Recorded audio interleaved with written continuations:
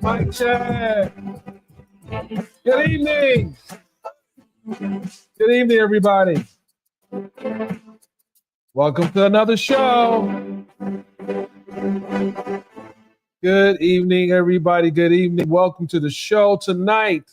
Tonight, in the next 2 hours, we in another year. Shout out to Vinny Politan. And you want to say, why is Vinny up on the screen? Well, we'll talk about that in a minute. But first and foremost, good evening, everyone. Make sure you're hearing the sound of my voice. Put a 1 in the chat, ladies and gentlemen, if you can hear the sound of my voice. How's my audio? How is my audio? Let's see. Who we got over here? All right. Okay. So Kia's not hitting the club tonight, ladies and gentlemen. I have a co-host that will be joining me shortly. But first and foremost, we had to change up the technology for this great show tonight. And it's the title states, we're going to be talking about some of the stories in 2024 as we go into 2025. Some we're going to leave behind and some that will be carried over to 2025. And you guys know that this has been a really, it seems like a very long year in news. We had the presidential election. We had the indictment of music mogul Sean Diddy Combs. We had the whole beef with Drake and Kendrick Lamar. We had a YouTuber being sued by another celebrity, and that's the case involving Megan Thee Stallion and YouTuber Milagro Grams. I'll say content creator Milagro Grams. And that is an interesting and developing story. But it is so important for us to sit back and reflect on the work that some of the hardest working people in media has put in this year. But without the people who are part of these stories, we would have nothing to do in media. But with that, my co-host just sent me a text. Let's see what's happening here. Hold on a second, guys. Oh my goodness. Oh my goodness. Hold on, guys. Hold on. Okay. All right. Okay. I'm texting. I'm like, wait a minute. I can't do what you asked me to do right now. But she's on camera. Hold on. Let me get back. I don't want to think I'm all jumping in her face. Let me fall back a little bit. This show could not be possible without my co-host. I bet you guys can think who it is. Can you think who I have tonight with me? Type in the chat if you think you know who I'm gonna have co-hosting with me tonight. Let me see how smart you guys are. Let's see who you know my go-to person is. Type in the comment section if you know who I'm bringing up in a minute. Because listen, if you type the first one to type the right name, it better not be the person that's coming up. I'm sending you a t-shirt. Come on, type it in. Come on, Kia Elder. You better know this answer. You better know this answer. And for those on Twitter, you got to know who I'm bringing up. You got like 5 seconds. I'm gonna bring it up. Once I bring it up, it's a done deal. It is a done deal. She sold my clubs. We ain't talking about club.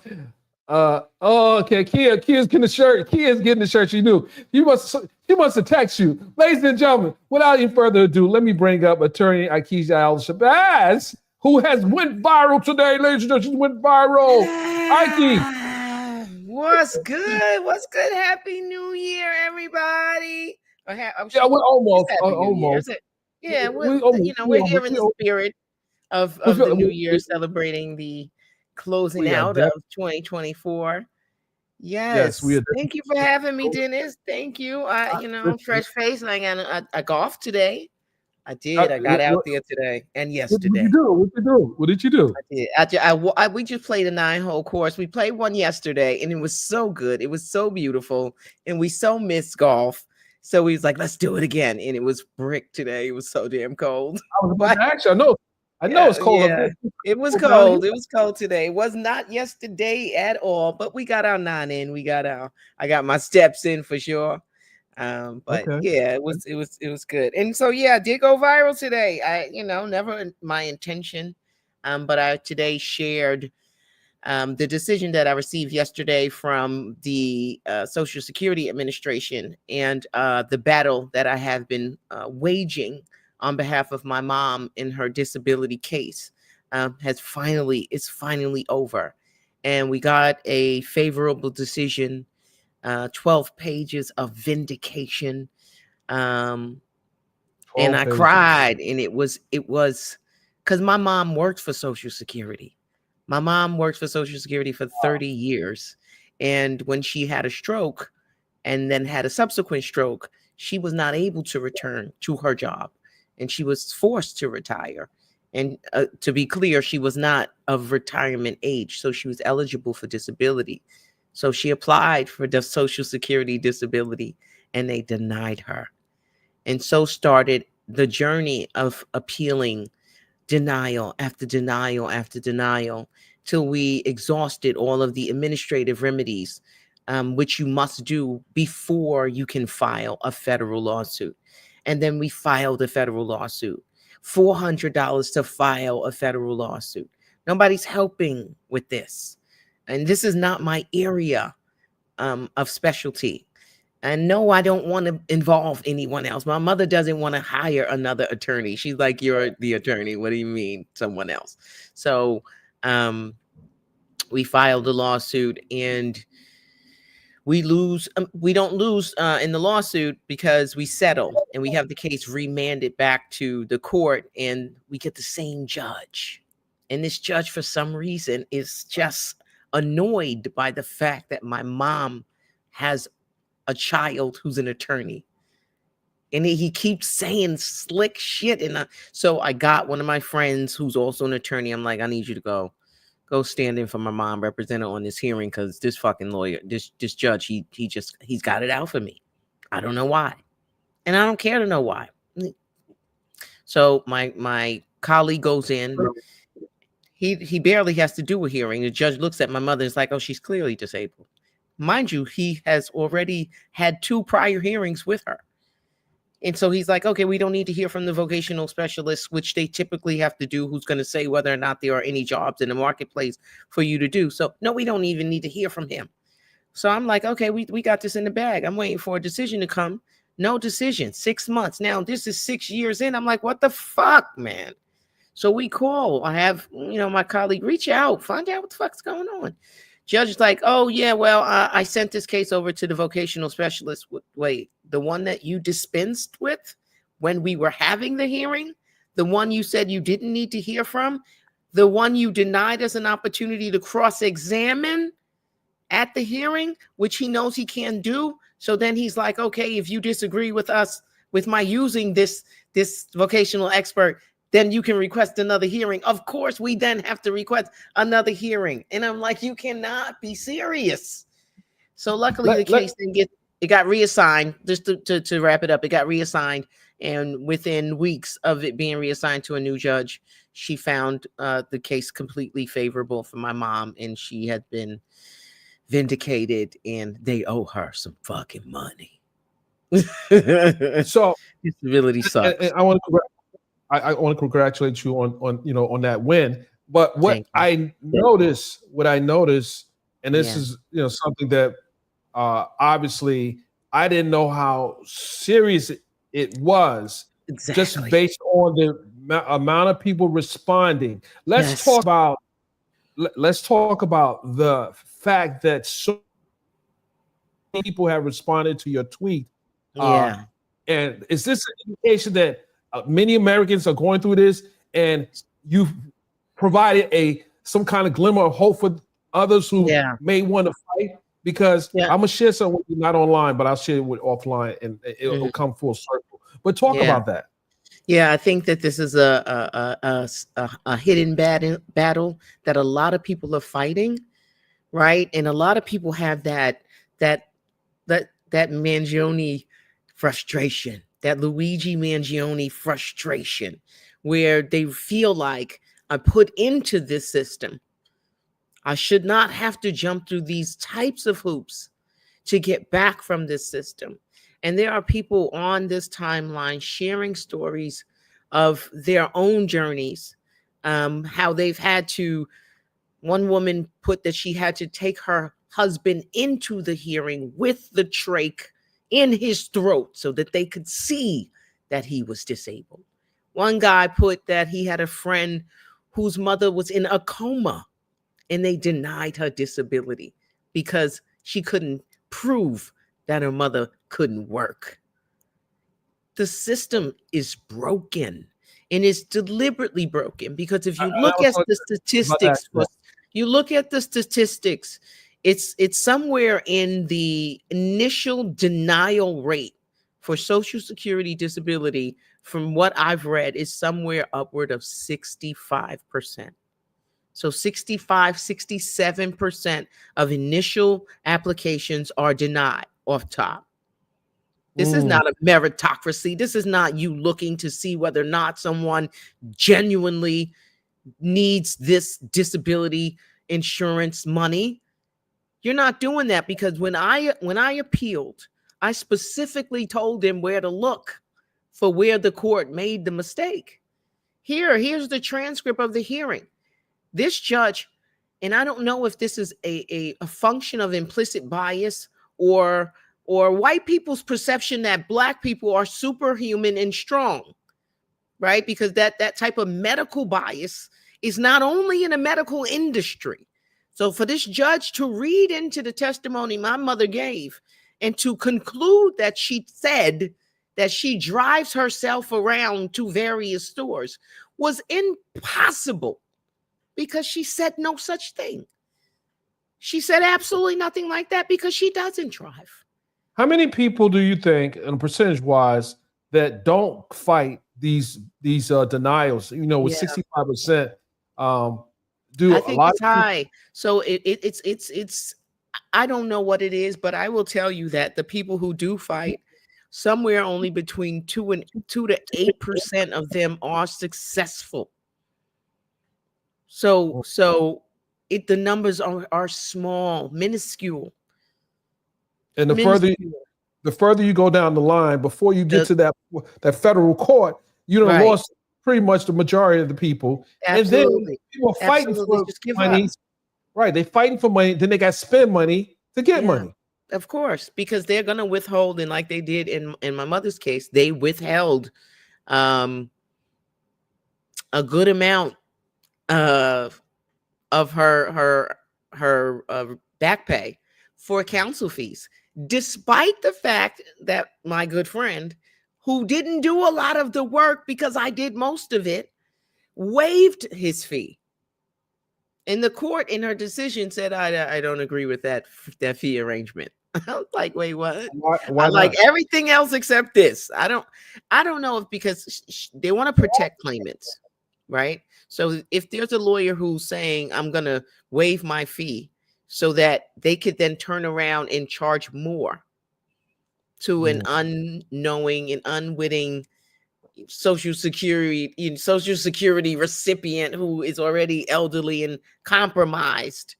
I guess they don't want to leave that potentiality there.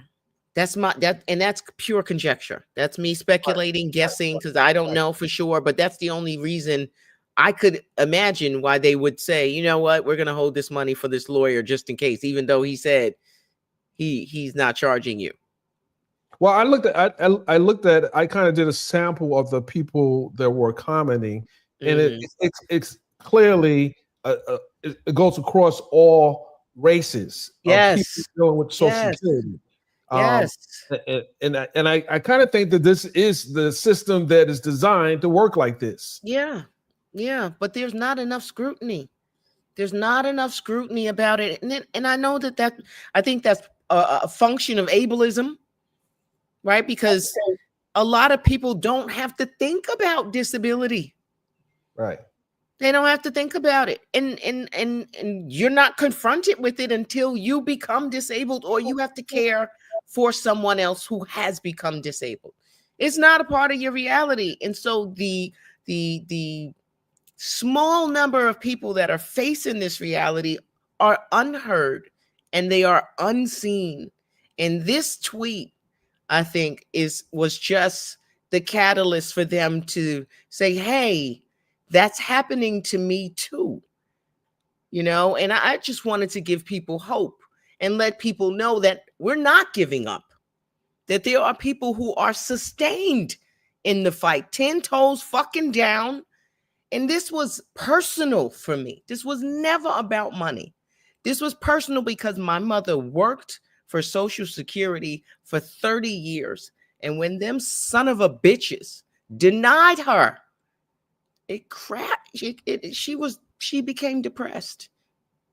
She became depressed. I could see the hurt.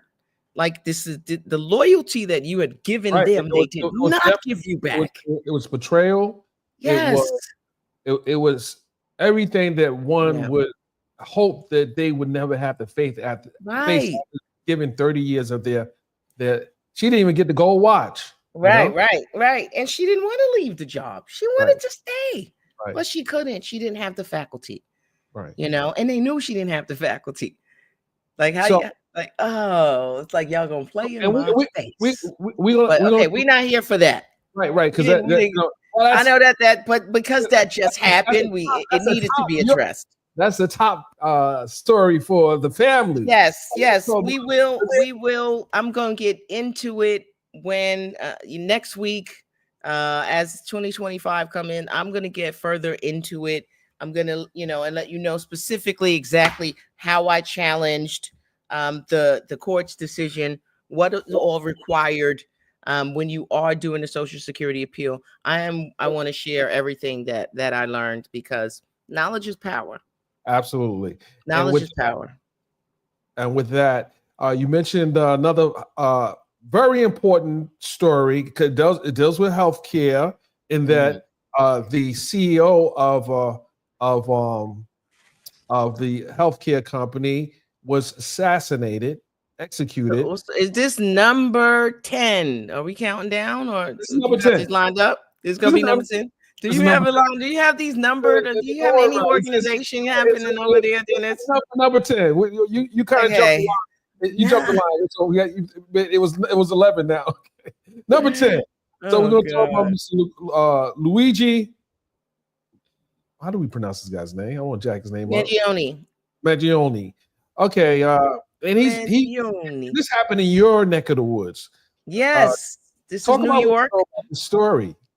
Okay, so Luigi Mangione has been extradited from Pennsylvania, I believe is where he was apprehended. He's here. I believe he was initially charged with second-degree murder. I believe I read that had been up to first degree. I'm not exactly sure. So murder one, he is facing 25 years to life without, well, no, not even 20. That's life without the possibility of parole. New York State does not have the death penalty.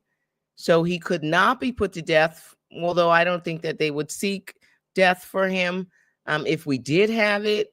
but that's not an option. So life without parole is what they're seeking.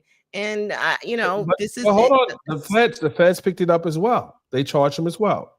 The feds charged him as well. Yes, the feds charged him for murder one, or first degree murder. Yeah, I wasn't sure. I hadn't read that. I told you I've been gone. Yeah, they have the death penalty. So the death penalty, right? So the feds have the death penalty, which is weird, because why are the feds coming when he's already been indicted in New York County? What is the utility of that? Right? Because if he is found guilty and he's serving life in prison, what better can you do other than to put him to death? And that may be the way the Department of Justice is leaning. You got someone that's executed. No way. That's this is premeditation. This is I don't see them. I don't see them. There's a whole process with DOJ when you want to seek the death penalty. This is someone who does not have a criminal record. There are sufficient mitigating circumstances that I don't even think the U.S. Attorney's Office would get permission from justice to pursue the death penalty. They can't just willy-nilly make that call. Okay. So what? So that brings me back to why? Since that's not on the table, right? Why? What else is going? Is there some other investigation that is happening that is a part of this that justice needs to be involved? When I say justice, I mean the federal government, that there needs to be federal jurisdiction for. Because that makes my spidey senses tingle, because otherwise, why are we spending money for dual prosecution of this guy? Anybody got any ideas? I don't know. Once the feds charged him, and by the way, he is in the same facility. Yeah, he's at MDC. I saw that. I saw it. So that's why he's at MDC. Yeah, that's why he's there. Did they charge him to put him in the MDC? They charge him because they try to put they put him with Puff. Did they put him with Puff? Like, gonna flip you. Use you as a. I don't get it. The same. It was initially reported that they were both in the same wing, but he's definitely high profile. He's definitely high profile. And something else that I noticed is they allow video cameras in the courtroom in New York for this guy. Yes, I know. I shared that. I said rare glimpse. Now, typically, and in my experience, when I've had press cases, the defense has to consent to that as well. Right? It's not just the court. The court can say, yeah, but if you say no as the defense, then they can't photograph you and your client. So I found it odd that the defense had to consent to this, and then she made a whole argument about her client being prejudiced by media coverage. And I was like, but you just okay.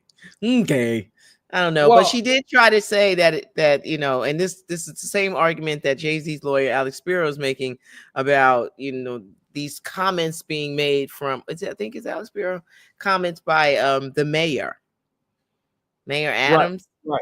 In the perp walk, they talked about the perp walk.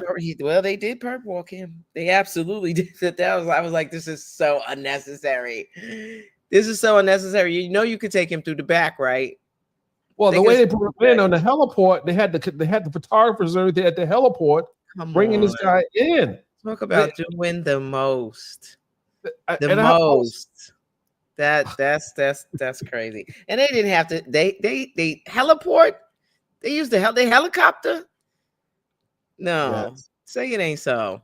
From Pennsylvania, they could have drove him here. That's 3 short hours. Stop playing. So it caught the attention of, and I thought when I saw him tweet this, and I'm gonna bring the tweet up. Steve Sadow, who represents President-elect Trump, he tweeted he talked about the strategy, and I'm bringing it up right here. I want everyone to see this his tweet. He says to win To win using the insanity defense, the accused must prove that he suffered from a severe mental disease or defect that caused him not to appreciate the wrongfulness of his acts. So if he believed he was doing a righteous public good by committing the crimes charged, and this is okay, here we go. The crimes charged, then he has back problems. Wait, hold on. It's a thread. Steven worked the thread right, but he's basically saying that his attorney should probably lean more in. The insanity defense is not going to work. Wait, hold on. Mangione case, insanity defense is the same in Fed and New York State cases. The proof he committed the charged offenses is overwhelming. So when is the high-powered defense attorney going to start PR on the real defense? Why are you poking the bear? Why are you poking these people? Leave these people alone. They trying. Steve said the high-profile defense attorney is going to start PR on the real defense. To publicly claim he can't get a fair trial is meaningless. Shout out to Steve Sadal. He said it's meaningless. So, because she was on camera. I know. This is my point. I said that. I tweeted it. I was like, it sounds like she might be trying to lean towards making a motion for a change of venue. Make your motion.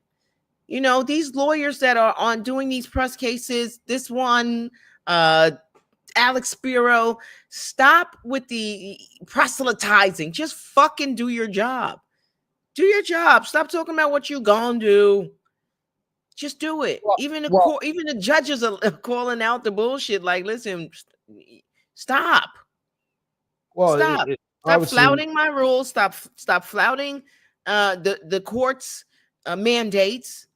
Stop asking for things that you know you're not going to get, like expedited motion schedules and shit like that. Knock it off. You doing the same shit that you accusing somebody else of doing, and I will not countenance it. I was like, oh shit, Judge. I loved it. So I would. When do you think his case will go to trial? Because this is again another high profile case for Mangione. Mangione. Oh, that's gonna be SDNY. It's going to be at least 6 months to a year, because remember, there's got to be a discovery process. And we already know, based from the clip that we saw, that there are thousands of pages of discovery. Right. So that's got to go through the lawyers. The lawyers have to digest all of that.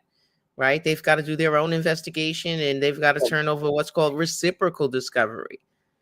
And then who knows what happens at that? Once the discovery is all done, then they'll be ready to set a trial date. Then we've got to look at jury selection. If the case stays in New York, is there going to be a problem with the jury? Is there going to be a problem? Hold on. What does a change of venue look like for someone like him? If the feds already is trying to pick the case and you got the state, where would they send this case to? Back to Pennsylvania? It depends on where if it's a change of venue in state court, it's going to stay in New York. It just goes to another county. So they may send it up to West Bubblefuck, New York, right? Where people probably have not heard of Louis Mangione. They don't watch TV like that, right? So maybe upstate New York in the sticks, where there isn't a lot of publicity around things like this. And you'll be likely to get a juror who hasn't heard any of this and maybe has not been colored, right? So that's potential. If it's in federal court, it could go anywhere. If they are successful, if they're successful with a change of venue, and it's a very high bar. It's a very high bar. I don't know that they would be. I think they have a better shot in state court than they would in federal. But again, I think it would be problematic to charge for this person, this one defendant, to have to fight both of these cases simultaneously. Well, look at the Ahmaud Arbery murder case in South Georgia in Brunswick County. The feds prosecuted the case right after state was finished. And After, not simultaneously, not at the same time. Right. I know. Yeah, but yeah, I get that. That happens all the time. They usually just are laying in wait, which is why I don't understand why this is any different. I don't get it. And sometimes they don't even bring charges if the state is successful. Sometimes they don't even, in other cases they do. But usually they wait. Not the simultaneous prosecution, unless Manhattan is going to dismiss theirs. And I wouldn't be surprised if that happens, if Manhattan then dismisses, and the only thing that's remaining is the federal case. I can see that happening. The Dylan Roof case, Dylan Roof, who murdered 9 people in the church, right? Fed it up afterwards. Afterwards, again, yeah. Afterwards, I get afterwards. Okay. I don't get simultaneous. Right. And I guess my question is, do you even support a federal prosecution? Not, simultaneously or afterwards. Do you even support it if New York State has it already? No, if New York State already has it, I don't see the utility of wasting additional funds, having jurists take time out of their lives to get another conviction. I don't.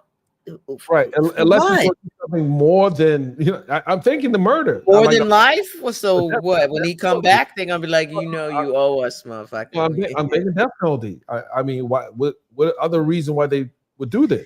Do they not think New York is qualified enough to handle this case? I don't know. We have to see. I don't know. We'll wait and see how that plays out. But I cannot in any shape, form, or fashion imagine that they would be pursuing the death penalty for this guy. Not in this case. So I think you're freezing. So we're just talking about upstate New York, and this is number 9. No, you're not freezing anymore. But so this is number 9. With it on Friday, there was video footage released of the killing of Robert Brooks. Isn't it Robert? Yeah, Robert Brooks. I said Rodney. Robert Brooks at the hands of New York State correctional officers. And and I won't play the video. Video is horrifying. Please don't. And I saw the statement that Letitia James put out, as well as what the Governor Hochul, put out as well. But my question is, with all these multiple angles of what happened, why are these former officers still on the street? So everyone understands, when there is a death in custody, law enforcement custody, a few years back, I want to say 17, 18, the Attorney General got exclusive jurisdiction in prosecuting those cases. Right. And so that was supposed to ensure that there was transparency and an independent body doing the investigation into these death in custody. So with that said, there was a protocol, right? And there has to be an investigation. That investigation has to be completed before there is a conclusion. Right? Because you don't want people screaming, oh, you jumped the gun. So we need the medical examiner's report to be finished and concluded. They have to wait for toxicology reports. They have to wait for medical reports, labs, autopsy reports. So I suspect that that's what the delay is. Them making sure that they line up, get all those ducks in order, so that when they arrest these guys, that they arrest them and they ask for no bail for any of them, because they have a lock solid case. Okay, so they have to do that. They have to identify what each person did, what each person's role is, and then they have to go back and examine that person's history as well. Because when you're presenting a defendant before the court, you want the court to know everything that you have gleaned about this defendant. Is this a pattern of behavior and conduct, or is this an isolated incident? Is this a something that is a one-off, or is this person's conduct? Do they have a proclivity for this sort of behavior? Right. So they're going to do all of that. And we know now that at least 2 to 3 of the officers, one being the sergeant, had a prior. Yeah, a few. I think a few of them had some priors. Accusation of abuse. Yes. And even the one that was seen doing the kick. It's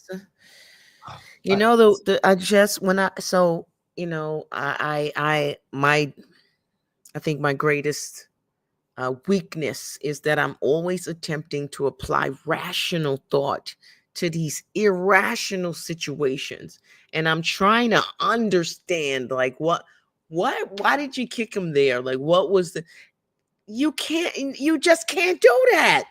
You can't apply any type of rational thought to that. I'm like, what could they have said? What explanation could you give for why you needed to kick that man in his chest, groin area while he was handcuffed in a noodle? Damn near limp. Damn near the way they were manhandling his neck. It seemed evident to me that his neck was broken. It looked broken. Absolutely. It looked broken.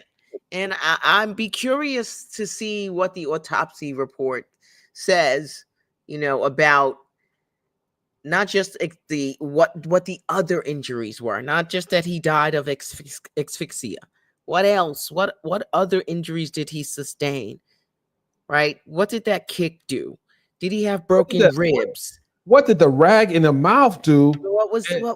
What was that all about? Like a depraved indifference to life.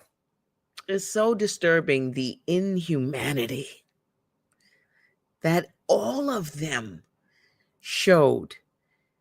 Like, this was not a human being. And none of them cared.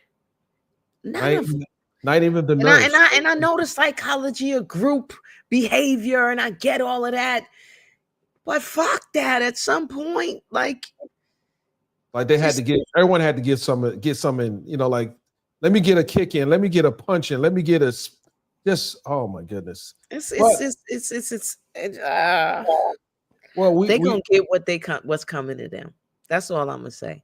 And I think that many of us need to start tapping into our ancestral and spiritual gifts and sick them on these people. They need to experience the wrath of our ancestors in a way that they have never felt before. And that requires our collective thought and energy. And that's all I'm going to say, because they'll come get me if I say too much more than that. They'll be like, oh, get her. She about to round them up and tell them about their powers. Oh, shit. Oh, shit. Oh, yeah. Yeah, I was about to hit my daughter, gave me some sound bits. But anyway, we'll talk about that in a minute. So, okay. Number 8. And this one here. You freezing. Because I don't know where this is going to go. But recently, Megan Thee Stallion filed a lawsuit against YouTuber Milagro Grams, alleging that Tory Lanez has paid her to, and others, but we don't know who the others are, to attack her. And she wanted to get a restraining order on Tory Lanez, who's locked up in the California jail. I mean, if that's not restraint, what else is restraint? he's locked up. And listen, and still has reach. Apparently, he still has reach, despite the fact that he's locked up, which is, something we see in the Diddy case, right? That's something the court is concerned about. The fact that you're locked up doesn't mean that you don't have the ability to contact people, right? And so that's what she's saying. I don't want him to be able to contact me, not directly or through a third party. right? And so she should be able to get that. He should. I would imagine that there already was a order of protection in place. I don't know if it expired since his conviction, but she was the victim of in his case, and so there should have been a permanent order upon his conviction. Right. So why didn't that happen? I don't even understand. That's standard here. At least for 5 years after the conviction, if it's a felony, there's an order of protection. So we the judge obviously hasn't decided on the what it was there any merit to that, because it's an allegation. But again, when you're saying someone is being paid now, I met Milagro out there covering the Tory Lanez case, and she was pretty friendly with the Tory and the family. Yes. And the payments didn't look like they weren't that much money. It was not even like maybe $2,000. Right. And she has a big it wasn't significant. I'm looking for the 20 and 30,000. Right. Because she has that kind of platform where she can push it out.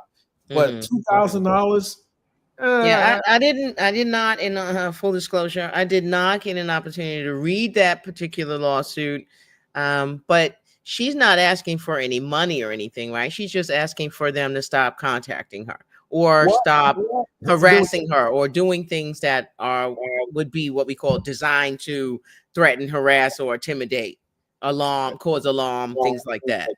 Right. There was a video. It was a video, a porn video, something that wasn't her, but maybe it was purported to be her, and it was being promoted by a content creator. I don't know if it was Miss Milagro or whoever, but she feels that him having the power to have others go after her, it needs to stop. And we'll see what the judge says. Well, if it's true, and I say, of course, there's allegations, but if it is true, then she should be entitled to have the court intervene and intercede on her behalf and issue an order stopping him or her from contacting her in any way or engaging in any behavior that might be deemed threatening, alarming, or harassing.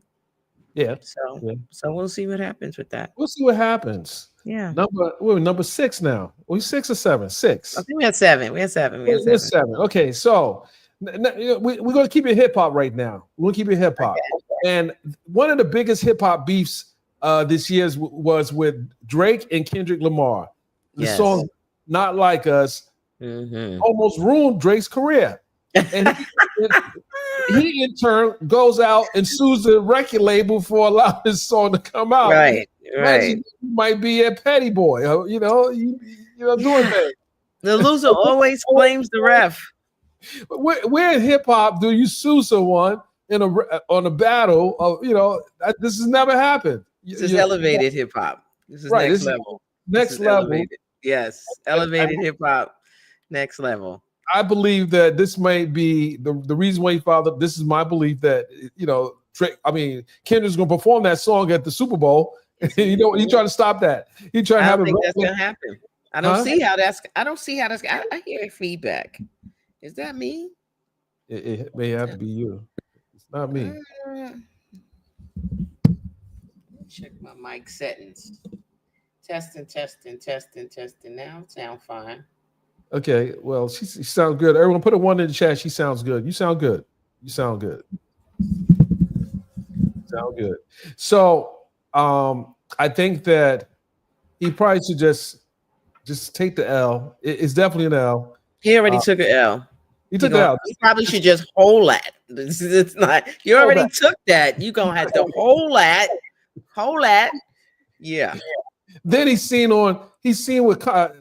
seen with a content creator, and they're playing music and everything. And when it comes to Kendrick's song, you can see how salty he is. Like, dude, just don't act like it don't faze you. Just leave it alone. Let it go. I didn't see that one, but yeah, it's kind of. I'm sure it's pretty hard for him to pretend that song has no effect on him. Come on, everybody was singing that song. Everybody, even the kids, even the kids. Oh, other vaginal option. What? OVO. Let me hear you say OVO. I'm sorry. That's Drake. That's Tory's homie. Drake is Tory's homie, so he's feeling it too now. Step this way, step that way. Right. Okay. Yeah. But do you think Drake's celebrity is still strong in America? Even with that? Okay. Yes, I do. True hip hop fans is going to support him anyway. Yeah, and I don't think that this is going to have any lasting detrimental effects. Right? If Drake comes out with another banger, we're going to support it. We're going to play it. Folks are going to thump it, bump it. So as long as it doesn't get, it looked like it might at one point get physical and turn to the streets. There was some shots fired and here and there, and I was like, this is not what we want. This house getting this is not what we want. So, I don't want that. So hopefully it's over. You know what I mean? And instead of shots being fired, lawsuits are being filed. Yeah. This is hope the judge is not a Kendrick Lamar fan, because I like them both. I like Drake. I like Kendrick. I like J. Cole. Yeah. I don't want to see the negative aspects of them sell records. I want to see the gifts and the talents that they have that can uplift us as a people. If they could use that and understand how they could collectively bring us to a greater place. Damn, man. And stop with the bullshit. They wouldn't sell. They wouldn't get deals. They wouldn't get deals because that's not what the industry wants. That's not what the industry wants. Number 6. Number six. Hove, Jay-Z. That's my dude. He caught it straight. He caught a Diddy straight. Yeah, that's what it looks like. It looks like it's let me just say this. I said this when it came to Puff. I'll say it to anyone who is accused of a crime in this country. You are innocent until proven guilty beyond a reasonable doubt. I got to say all of that, right? Proven guilty beyond a reasonable doubt with competent and credible evidence. That's what it takes to prove someone, to overcome the presumption that you are cloaked in when you are just the accused. Okay, that's it. It takes that quantum of proof and evidence, and we saw how it's not about how much evidence. It's not the quantity of evidence, but it's the quality. Right? We learned that from the YSL trial, and so given this woman's credibility issues, well, let's say, I don't see this case going anywhere, and I'm incredibly disappointed in Alex Spiro and the tactics that he used in attempting to combat Tony Busby, right? In front of court, he's got to have been before these judges before in the Southern District. He's got to be familiar with them, because you when you've been in front of judges, you know how they operate. Right. He had to know that sending the court a letter where you really were just posturing for the media would not bode well with the court. And that's why she smacked his hand. Like, don't play in my face. You're doing the same shit he doing. And they both, don't do it. Even up to tonight, I saw there was a filing that came in. So they going back and forth. They busting in the community. And I live in a community where they're doing something. Right. So what was did I see it? Which one was that? It came in. I saw something that came in, and I don't have it in front of me, but they. I thought it was something that he withdrew. He was withdrawing something. Alex Spiro withdrawing a. I think, but it was a Busby filing. But Busby filing. I think it was a Busby filing. Okay. It was dated December 31st, but we'll look at it. In any event, there a lot of going. He's trying. Spiro's trying to get the case dismissed based on the the timeline in which she files, and he believes that because she I think it was supposed to 2021 was the dead cutoff time, right? And, but I don't know how. Yeah, I mean, so do your job, do the research, get the case law, file your motion, win your case, then talk your shit. Right. Don't get in front of the case. This is these attorneys keep making this mistake, trying to get in front of these cases. Oh, let me see. I'm gonna file a motion because she did an interview on NBC, and then she made some inconsistencies. That's not a legal basis for dismissal. You've got to know that is a factual issue. Right. Right. And jurors, not judges, jurors resolve credibility inconsistencies and issues like that. So why the fuck you doing that? Oh, because you want to look like you going hard for your client. Well, I guess to the untrained eye, right? To the unlearned ear, it looks like he's going hard in the paint, right? And so I guess that's where you get some points. I don't fucking know. This shit is stupid to me. Well, the fact that Jay-Z actually responded to Tony Busby initially and gave him a very stern warning about coming after him and being a 1-800 lawyer. And that should have been the last of it. The rest of that you should have just been talking with filing your papers. File your papers. File your papers. That's it. That's all you got to do. Wait for the discovery to come in. You have a right as a defendant to demand discovery. So get your discovery, right? Then file your motions. You know the process. You can't circumvent or short circuit the process because you don't like how this lawyer is moving. That's just not how it works. It's not how it works. Not how it works. Not at all. Not at all. But let me just say the last thing I think Tony Busby is going to pull this case. I don't think he has to wait. I think Alice Sparrow needs to just wait a minute. Just wait, right? Well, because this woman looks like she couldn't convince anybody of anything. And Ike, fair disclosure, I covered the 2000 MTV Awards, and some of the things that came out, like a jumbotron. Not plausible, right? Not plausible. Not plausible. Not in Manhattan.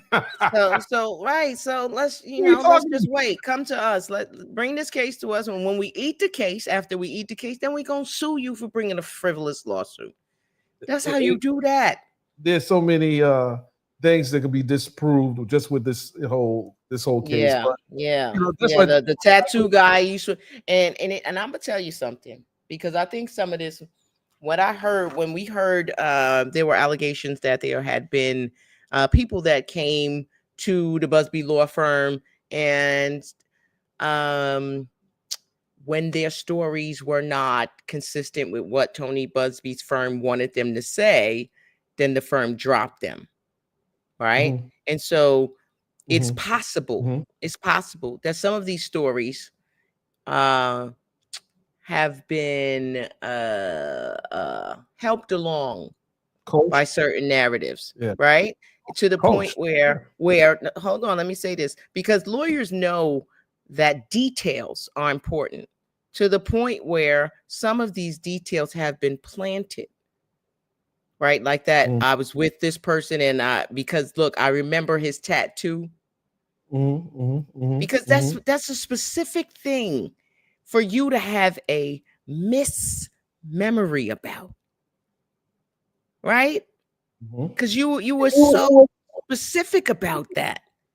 For that to be wrong makes it seem like it was suggested. Right. And I'm just speculating here. I'm just, that's just, this is what I see. That's what I see. So I think that he gonna pull that lawsuit. Huh? Yeah. I said good for a closing argument. He needs to pull that lawsuit. He's got to pull it. I think he's got to pull it because he doesn't have a credible witness. You don't have a credible witness. You think he's in too deep? He went after Jay-Z and he pulls the lawsuit. Yeah, but you get out now. You want to go all the way with this witness? No, you don't. Because she's not going to get better. She's not going to get better. Right. She's not going to get better. It was a stupid decision to let her do this interview in the first damn place. Right. So is she hard up for money? Did they pay her? Right? Well, does she need money? No, well, hold on, Ike. The lawyer would have had to say to her. Of course he consented for that. Right. And he also made sure that she knew which details to say. You think they didn't rehearse all of this fake shit? I mean, these allegations. I'm sorry, I don't want nobody to sue me. Yeah, it was right. Of course, you have to prep your witness. So of course they went over the questions that she might be asked in this interview and how she should answer them. Of course they did that. Right. But they didn't. And when it came to due diligence and whether or not you investigated her claims, what was his response was, we got this case from another firm. Get out of here. Right. What the heck are you talking about? So you don't check the person. That's some disclaiming shit right there. That's some disclaiming shit. Well, we got it from so in other words, you did not do your due diligence. That's problematic. Yeah, and those words may come back to bite him. Yeah.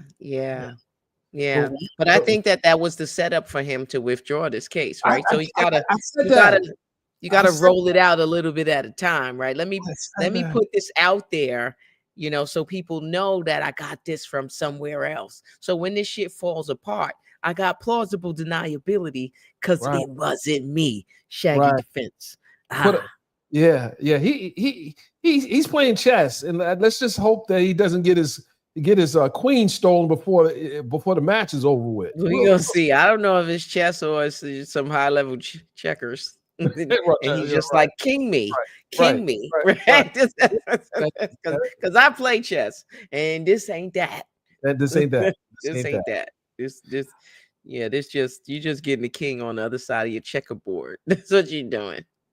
All right, ladies and gentlemen, we on number 5. Five. Donald Trump, Donald Trump, Kamala Harris. The battle to the White House was hard fought in a I want to say she had probably about 90 days to run her campaign. The battle to the White House was lost back when Joe Biden did lost the debate when he decided to run again. Period. It was lost then. It was lost then because they had 4 years. He was a one-term president. He was supposed to be a one-term president. When we talk about chess and checkers, the Democrats have been playing checkers while the Republicans have been playing long game chess. Long game chess. That's why they got the Supreme Court. That's why they got the House, the fucking Senate, and the Supreme Court, the House, the Senate, and the House. That's right. That's why they got everything, because they've been playing a long game. You know what I mean? They've been playing this for since he left office. So when Joe Biden won, that's when they should have started cultivating the next candidate, because they knew he didn't have the cognitive ability to run again. But they played in our fucking faces and they said, we're going to run him again, instead of doing the work that needed to be done to find a candidate that we could all rally behind and support, who could beat Donald Trump. You needed to have all of those things, right? Had to be someone who could win, had to be someone we could all support. And you didn't do that. You didn't give us anything. And then at the 11th hour, rather, you were like, you know what? I'm going to bail. I can't do it. Kamala's up. All right. Let's work it out. No. And for many people, that was not acceptable. It was not acceptable. And no, some people were not able to say, you know what, that means Trump is going to be president. I'm going to, close my eyes and hold my nose. And, yes, but some people don't want to do that with their vote. And that's their choice, whether you disagree with them or not. And more people didn't. didn't mind voting for Trump. And he won a popular vote. Yeah, And he smashed her in the electoral college. Smashed her. I mean, the fact that you push you push the president out, you know, like you pushed him out of the party. They did that to themselves. And everyone else, and they said, "No, you got to go. You got to just go." And they really thought that she was going to pull this off. I didn't think she was going to pull it off. No. I didn't think. You and I talked about this. Yeah, I know. I sure did. I did. I said, listen, that's not something that I'm happy about. I didn't want Trump to win. I don't want the Supreme Court to be in a position to overturn what we know as our fundamental freedoms and fundamental rights. I'm not looking forward to that. So, it's a concern. I think that, people don't really understand that we might be facing an existential crisis. All right, we'll come back to next. 4. Okay, it's 4. 4 is and this is a story that's been going on since 2001 or earlier. Cardi B and Tasha K. Oh my God, that's still going on? Still going on. So no way. Oh, the bankruptcy part. The bankruptcy part. So we reported that Tasha K reneged in her agreement to pay Cardi B, and they had a potential settlement on the table, but then the lawyers flew out from different parts of the country to just make sure this thing happens. When they get to the table, apparently Tasha K says, this was aspirational. I didn't really think I could do this, and now I realize I can't do it." And they said, no, Your Honor, we want this case dismissed immediately. We want to dismiss. The bankruptcy trustee said yes, he's joining in on Cardi B's motion to have this case dismissed, and if not dismissed, we wanted to convert to a Chapter 7 so they can go after her assets. They want to go after her assets. They don't want any play around. She filed bankruptcy. This is her. What they want? What dismissed? No, Cardi B wants Tasha the bankruptcy court to dismiss her bankruptcy. Yes. Oh, okay. So so what happened? Did they just adjourn it for her to come back another time? Well, we watching the dockets, wait for the judge to rule. This is it. And the fact that the trustee said, "Listen, we agree. This is a waste of time and money, and she owes. They don't see her willingly going to pay Cardi B. So here's what I don't understand. So there's a judgment, and I don't. This is not my area it's a specialty or anything like that. So I'm just throwing this out here. There's a judgment. They sought to execute the judgment. Tasha K filed bankruptcy, right, to protect her assets. Isn't she still getting an income from YouTube? Well, apparently, do they have an income execution? Well, apparently, YouTube, the IRS is taking 40% of what she makes on YouTube. 40%. Okay. So they're getting this off the top. But that's to satisfy IRS debt. Right. That's not to satisfy her judgment against that she has to pay Cardi B. Absolutely. So there may not be any more for them to take, because obviously you have to have some money to live, right? They have to leave you some money, right? I think they have to leave you enough to be like right above the poverty line, I think. Well, so here's the problem. In the initial bankruptcy, she was paying, contributing to the Miami residents $2,500, and the husband's paying $25,000. But she has since increased the amount of money she's paying. So what they're renting, it went from $5,000 to $7,000. So she's in she's not hurting. She's actually right, but she's entitled to live. I'm not saying she's entitled to live in somewhere that costs $7,000 a month. First of all, if that's rent, that's ridiculous.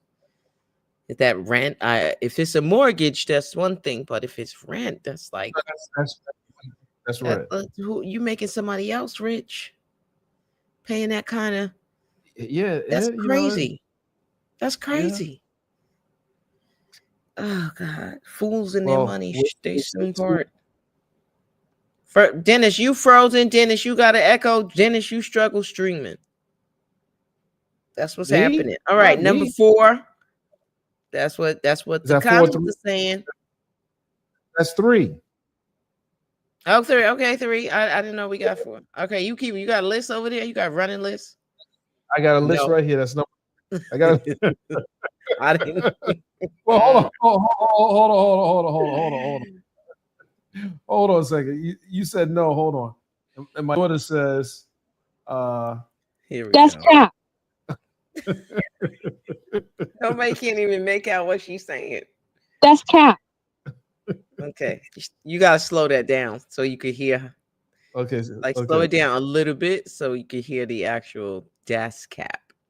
These niggas lacking.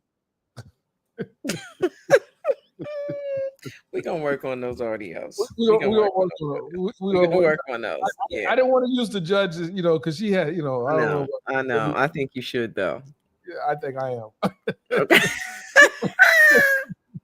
Fair use. Fair use. Oh shit. Okay, right, so go ahead. Number 3. So number 3. Yeah, because I gotta get off here at 11:30. Yeah, me too. Okay. Okay. All right, people. We here at 11:30.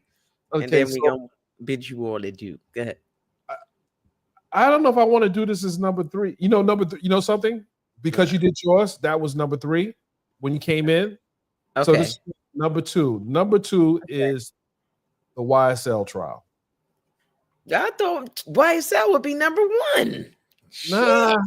Okay.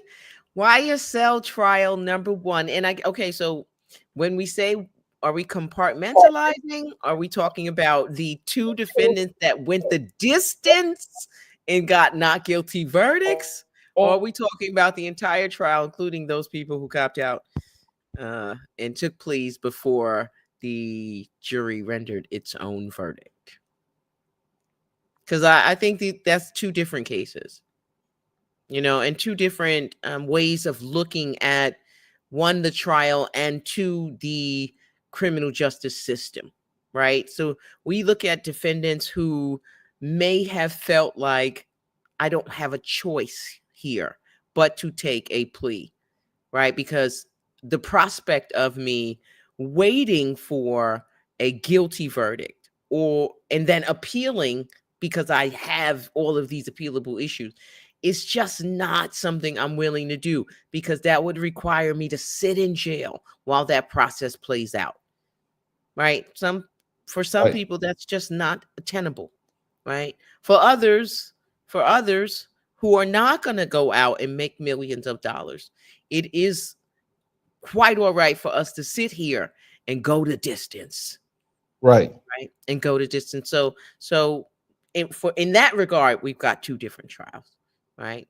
For those that went the distance, the reality that you could have 1 juror make the difference in your life should really impress upon all of us the importance of jury duty service.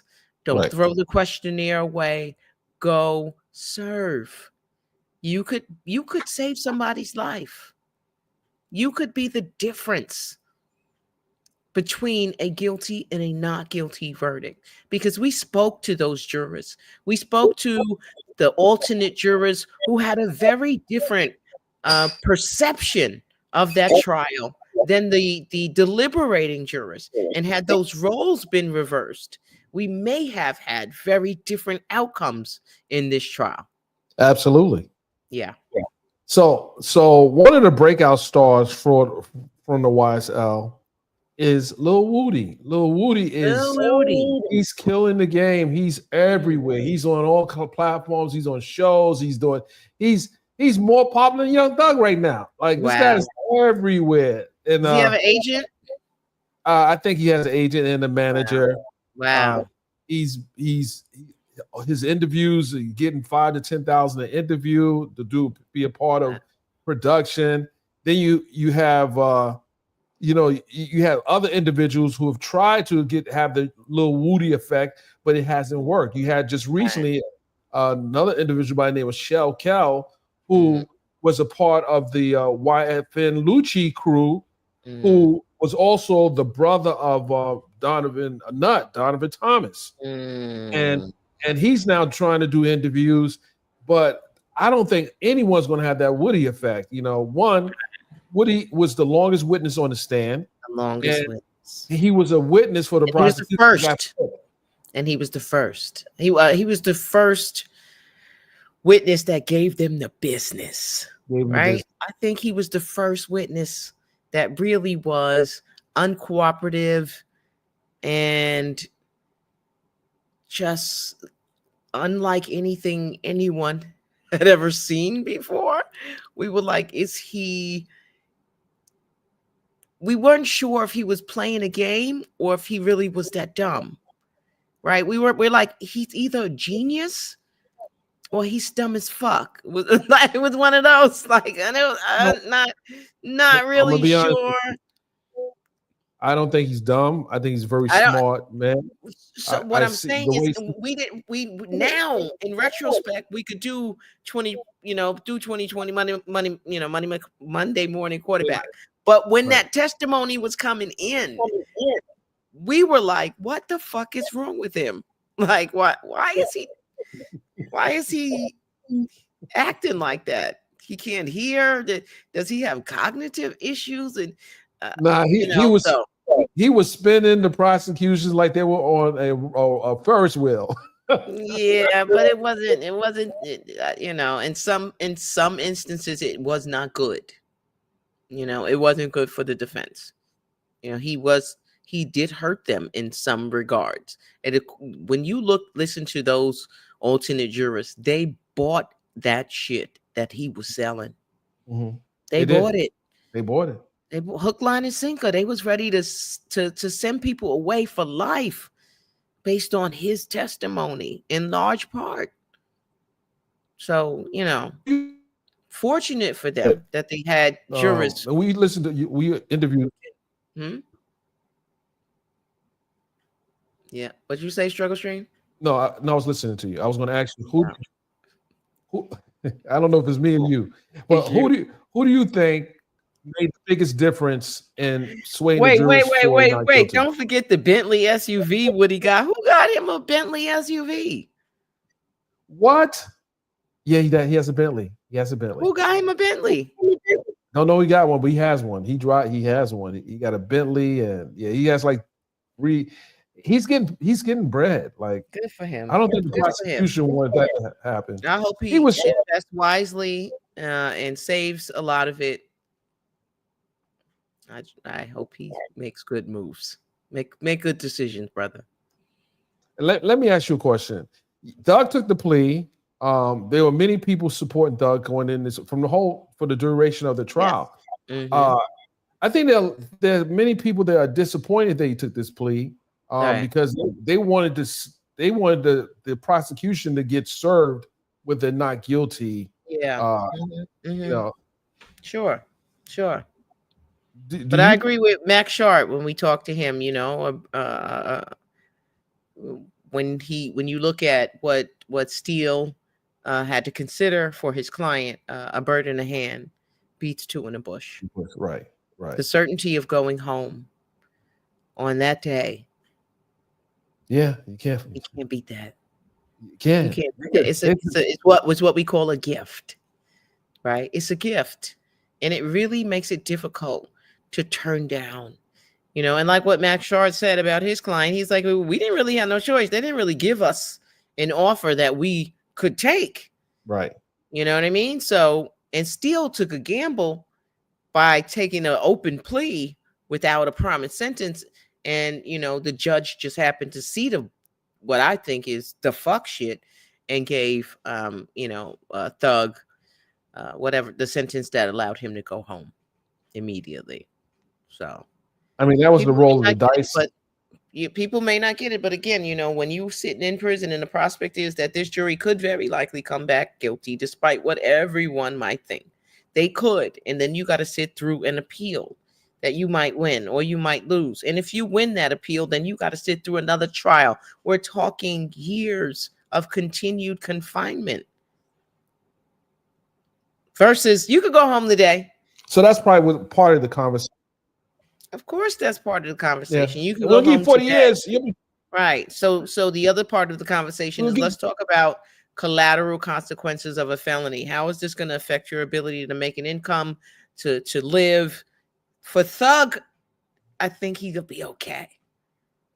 I think having a felony is not going to affect him in a way that's going to hamper him from doing his music. It might affect his international travel, right, in some regards. But outside of that, he should still be able to have a good life and have a successful music career. Well, he's in his 30s now, so that window is not so wide. He has a few more years in music, so he needs to get whatever he can make now. I mean, look at Busta Rhymes. Look at Jay-Z. Well, I mean, there are people that have longevity in this industry. Yeah. I'm not saying Beyonce got a whole Netflix. She's 40 something, 2, 3, 4. Don't have the beehive come for me. My age started with a 5, so I don't always know about these young folks. So we don't know. Stranger things happen. So I just wish him the best, and hopefully everything stays on a straight path, and never comes back to this Fulton County at least for 10 years. Yes. Okay. Side note, I don't know that this year number one that the Supreme Court removed Fonnie Willis from the Donald Trump trial, but that could be that's right. Yeah. That's right. The Court of Appeals. The Court of Appeals. Okay. Yeah. Yes. And she filed the appeal with the Georgia Supreme Court, which I don't believe is going to matter much because they're tired of her at this point. Right. They're tired of her at this point. So let's go to number one because number one. And then I'm gonna bring one other person to help me with number one. While you're there, we're gonna bring him up. His name is Vinnie Politan of Court TV. Vinnie. Oh. You're up, Vinnie. Let's go. He's frozen. Mogul and A-list celebrity Sean Diddy Combs. It's somewhat difficult to believe that someone who rubbed elbows with presidents and royalty is now in the middle of a firestorm involving allegations that go way beyond disturbing. Here's the story.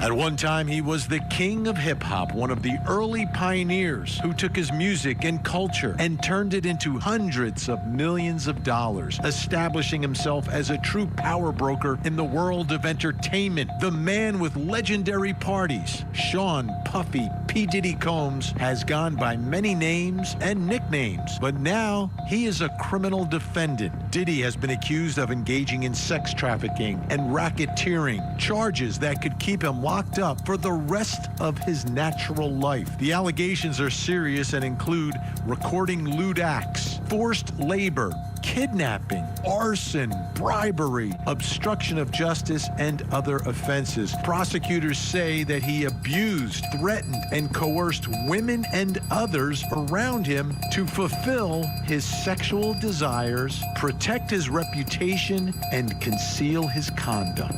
Diddy has denied all the allegations, but will have to defend himself in federal court when prosecutors try the case and try to lock up Diddy for life.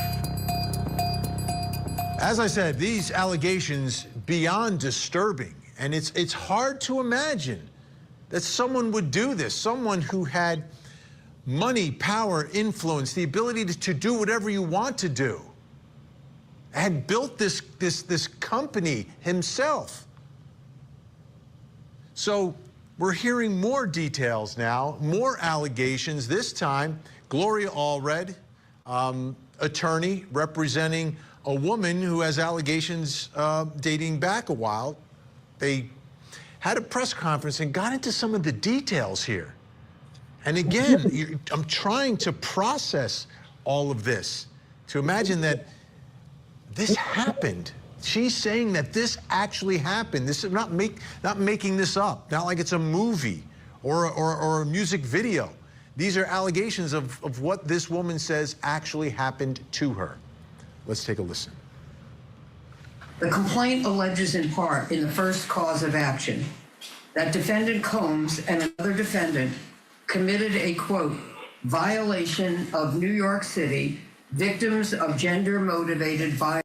So reason why I'm playing this is I'm on this show, and I provide commentary along with my my good friend Head Crack from Dish Nation.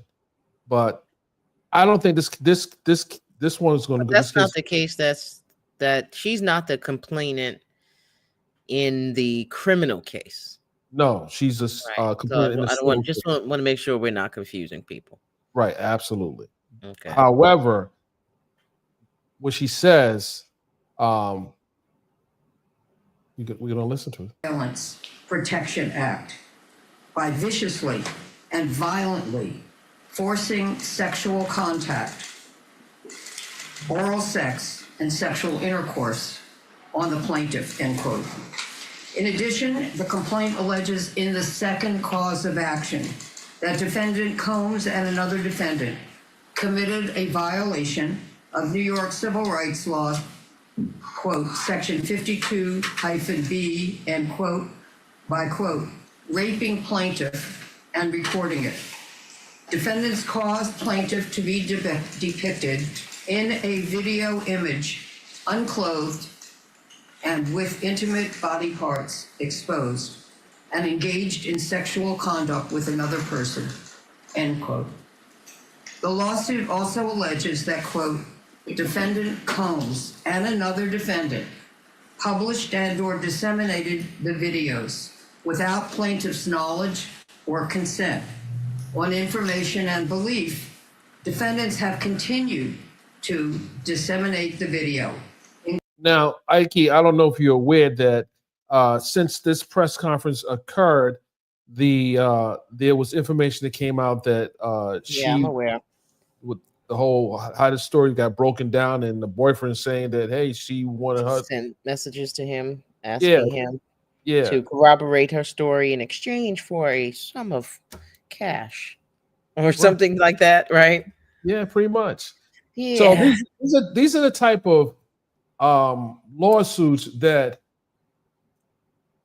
Puff obviously is trying to avoid by not even taking service, because it was reported earlier that you could tell me if this is the process in New York, but if he doesn't want to come out of his jail cell, does he have to take service of a lawsuit? Accept service? No. He doesn't. I mean, they could mail it to him, but you have to be personally served. Right. I mean, he has attorneys though, and I'm sure those attorneys are accepting service on his behalf. What if they decide not they to? do? Unless they don't, but usually they do when they're already attorneys of record, right there. Some of them are already attorneys of record. So it's possible. And help me understand. Do they have to, even if they're attorney of record, do they have to accept? They do not have to. No, they do not have to. Okay. They do not have to. But you know, you don't want to be the person who's frustrating the process. I mean, the filing the lawsuit could be frustrating the process as well. I mean, your service is inevitable. Yeah. It's inevitable, right? Even if they have to get alternative service where they have to resort to publication, you will be served. So why not just accept service? I mean, unless you plan on fleeing a jurisdiction. Well, you accept service, now you have to have another attorney on board, and and you got to pay for that. Even if you don't accept service, you're going to be served. You're only delaying the inevitable, is what I'm saying. Okay. Right? How long can you duck service for when you are in jail? Right. Well, you're in jail, right? You're in jail. You can't run away. You can't hide. So they will figure out a way. They get a court to issue an order to instruct on the way into which you need to be served. And if they can't serve you personally, sometimes they will resort to publication.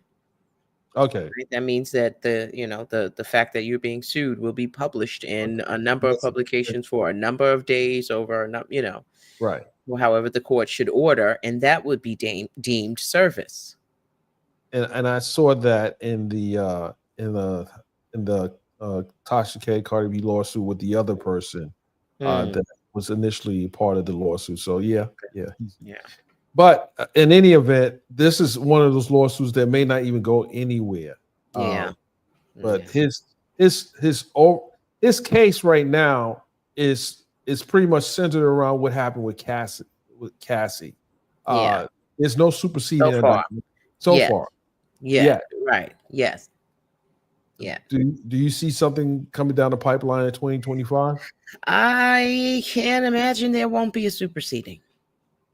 I said that before. I think there'll be a superseding indictment. He resigned. I don't know if he's still in the office. Okay. Yeah, it doesn't matter because the grand jury has already been impaneled, and based on the reports that we've been getting, that they have been presenting evidence to a grand jury, and so they're going to consider that evidence. Yeah. Oh well, we'll see. We'll see if Donald Trump gives them a pardon. Well, yeah, that too. It's because they all are part of what appears to be I like little girls.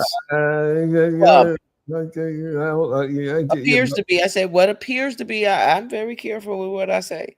What appears to be. You got Matt Gaetz, who was almost the attorney general. Well, listen, having sex with underage women, which could be a statutory rape. So, birds of a feather flock together because they let you do it when you're famous. They let you do it when you're famous. You just grab them by the,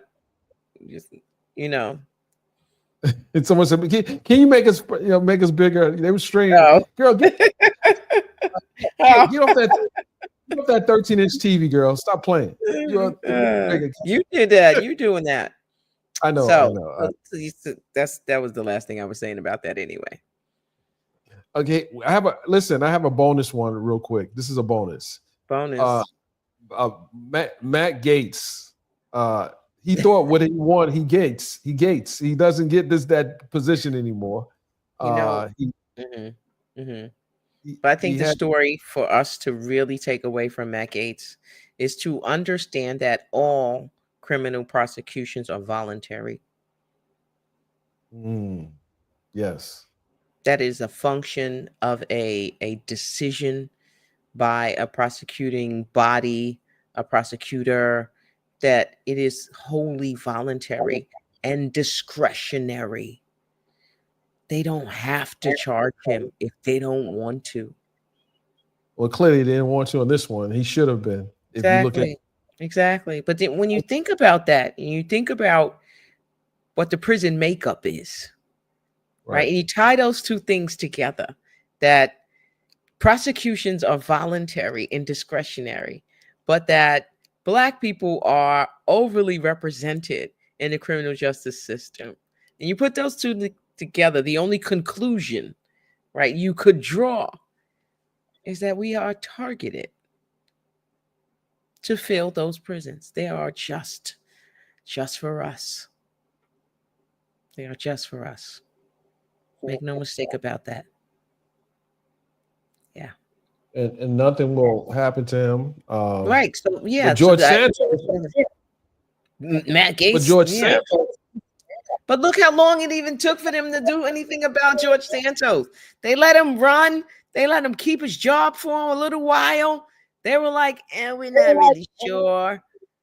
And maybe we need to keep our numbers so we ain't gonna say shit. We know. Right? Look how long it took for them to really say this is we can no longer, right, allow for the cosplay. We can no longer turn a blind eye and a deaf ear and pretend that he is qualified. We can't pretend that he's not a criminal. We can't pretend he didn't steal. We can't pretend. But look how long that took, right? And I think but for the political pressure, they wouldn't have brought any charges. Look at Ahmaud Arbery. Yes. They weren't going to bring any charges against those individuals. Well, right? The prosecutors were friends, right? Exactly. So they get to say, this is my point. It's voluntary, it's discretionary. They get to say, you know what, I know you, and I know you would never kill someone in cold blood, so we're not going to charge you. That was a citizen's arrest, and he had the right to do that. So, and to your point, Jackie Johnson, who was the prosecutor in the Ahmaud Arbery case, she's being represented by Brian Still and Keith Adams. Well, this is be pretty interesting, you know. Well, yeah, you can't pick your clients, right? People are salty about that. But I'm just saying this, you know, everybody wants good counsel. Yeah. I think that was a strategic play. Although he's, you know, they're good attorneys, but in a case like this, I kind of wish Adams. You know, I'm not a lawyer, so I wish Adams fell back on this one. Just, you know. Yeah, it's tough. It's tough because, you know, you as an attorney, you know, you really can't get caught up on your own personal principles. You know, we took an oath as well, and so it's his duty as an attorney to try that case on its merits, right? Without fear or favor or sympathy or to allow, you know, his personal beliefs to get in the way. And if your personal beliefs are so profound, then you shouldn't take the case. And the fact that he's in the case means that he doesn't have an issue. Right. He doesn't have, and he shouldn't. He shouldn't have an issue. We'll see how it plays out. It's getting to that time in the evening. Oh yes, I need to make time of the evening.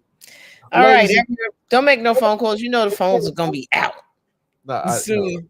They're gonna be out. Well, let me just say Happy New Year to everyone. I'm wishing everyone who is near and far a prosperous, a healthy, a joyous 2025.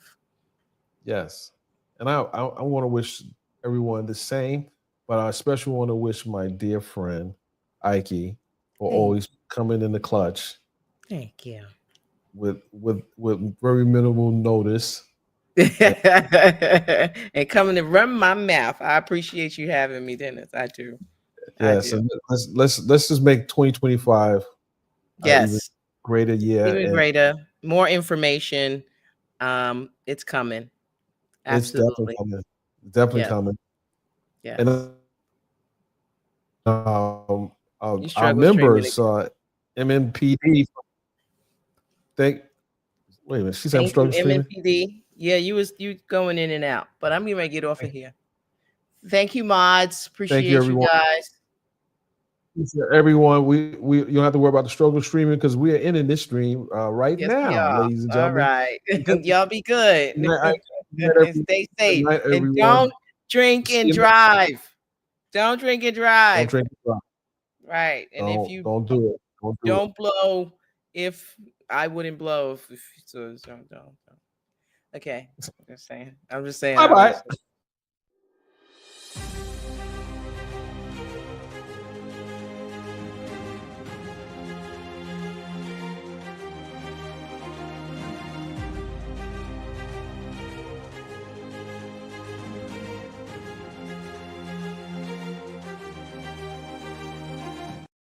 Thank you. Before I end this, I want to make sure I missed Maria Duff. Thank you. What a year. What a year. What a year. What a year. We had so much coverage this year. Oh my goodness. Next year, I'm going to let you guys know what I have planned. I am being featured in an upcoming magazine, which comes out in January. So they're doing a very big profile piece on me with just talking about my many years of doing this thing. And once I get my copy, I'm going to share it with you guys. But I appreciate everyone who's been here, and I'm really leaving this time. But thank you for all those who supported the platform in 2024. And I want you guys to stay around. Make sure you got those memberships up, and make sure you are locked in when we come online. Make sure you're locked in. With that, ladies and gentlemen, good night.